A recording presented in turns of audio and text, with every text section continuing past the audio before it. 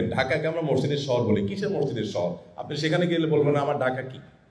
সেখানে রাস্তার এই পরে একটা মসজিদ, ওই পরে একটা মসজিদ, ওই পরে একটা মসজিদ, এই পরে একটা মসজিদ, এবং এগুলো সব আজকের মসজিদ না, এগুলো সব ওসমানী খেলাফতের মসজিদ, সুলতান সুলেমান কারণীর সময়ের মসজিদ, শত শত মসজিদ, এবং সব পুরাতন পুরাতন মসজিদ।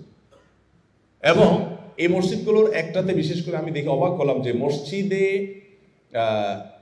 মসজিদের পাশে আরো কয়েকটা মসজিদ, বড় মসজিদ, তার পাশে আরো কয়েকটা গম্বুজ।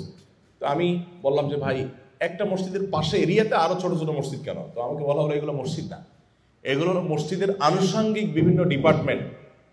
500-600 বছর আগে তখন সুলতান সুলেমান কারণী কত সচেতন ছিলেন, কত সমাজমুখী ছিল তার মসজিদগুলো, যে মূল মসজিদে নামাজের আয়োজন হতো, আর পাশে যে ছোট ছোট মসজিদ দেখতে পাচ্ছেন এগুলো মসজিদ না, মসজিদের মধ্যে দেখতে পাচ্ছেন গম্বুজ দেওয়া আছে, ঘর করা আছে, এগুলো একটা ছিল দারুল জিয়াফা, মেহমানখানা, যে যত লোক আসবে।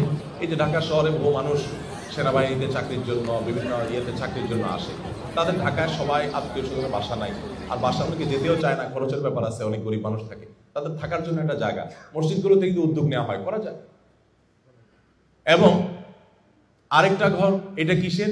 বলা হলো যে এটা হলো দারুশ শিফা, চিকিৎসা কেন্দ্র, মসজিদের পাশে, যে ওখানে কোনো গরিব মানুষ আসলে তাদের ট্রিটমেন্ট দেওয়া হতো। আমি অবাক হয়ে গেলাম যে আমরা যেগুলো এখন ভাবছি 600 বছর আগে তারা সেগুলো করে শেষ করে রেখে গেছে, আমরা তাদের উত্তরসূরি, কিন্তু আমরা সেগুলো আজ হারিয়ে ফেলছি। মসজিদে এখন নামাজ, আর নামাজের পর তালা মারে ফেলা, বাস শেষ। আপনি নবী করিম সাল্লাল্লাহু আলাইহি ওয়াসাল্লাম মসজিদ দিকে তাকান তো, মসজিদে নববীতে কি না হয়েছে বলেন? স্বামী স্ত্রীর ঝগড়া হয়েছে, ওইটাও তো মিটমাট তিনি সালিশ সেখানে বসে করেছেন।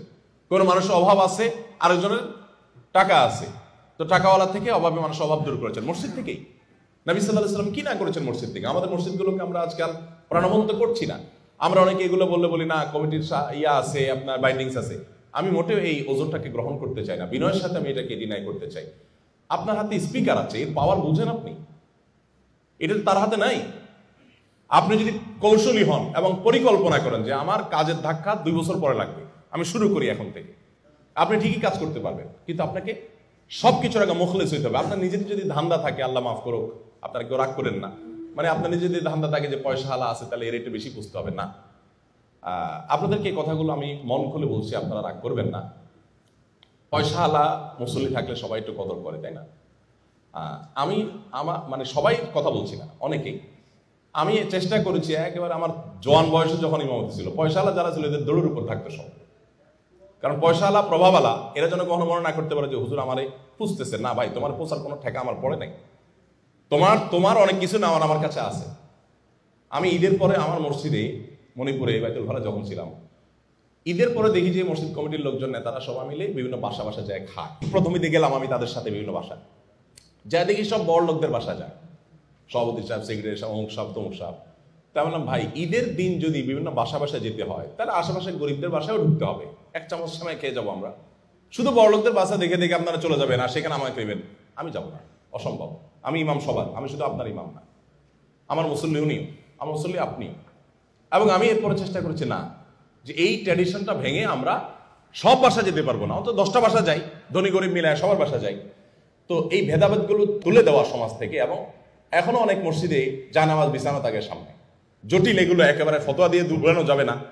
প্রভাবশালী মানুষজন আছে, তাহলে আপনি নিজে উড়ে যাবেন। কিন্তু এটা কৌশলী যদি হন, পরিকল্পনা করেন, একটু বুঝান দরদের সাথে, সব ঠিক হয়ে যাবে ইনশাআল্লাহ। আমাকে এক লোক আমার মসজিদে টাকা দান করে লিখে দিছে, ও হুজুর এত টাকা দিছি, এটা দোয়া করেন।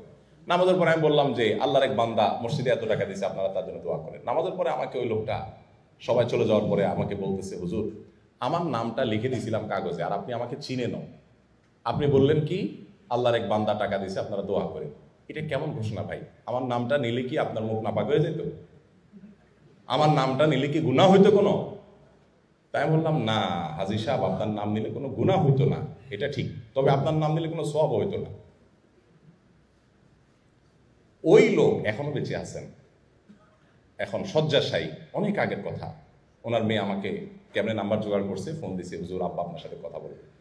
তো আলহামদুলিল্লাহ ওনাকে একটু বোঝানোর চেষ্টা করছি যে ভাই, আমরা কার জন্য দান করবো? আল্লাহর জন্য। নাম যশের জন্য করলে মসজিদে করবো কেন? তাহলে সিনেমা হল বানান, তাহলে অন্য আরেকটা কাম করেন। নাম কোনো কোনো ক্ষেত্রে আরো বেশি হবে, আপনার মাকসাদ আরো বেশি হাসিল হবে। যাই হোক, আমি লম্বা করে ফেলেছি।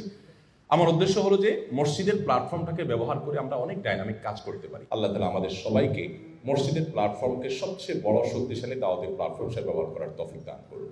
মসজিদের চেয়ে শক্তিশালী দাওয়াতি কোনো প্ল্যাটফর্ম নাই, এবং এর চেয়ে ইফেক্টিভ কোনো কাজের আর কোনো ক্ষেত্র নেই। সবচাইতে মোর এফেক্টিভ হলো মসজিদ। আল্লাহ তাআলা সেই তৌফিক আমাদের সবাইকে দান।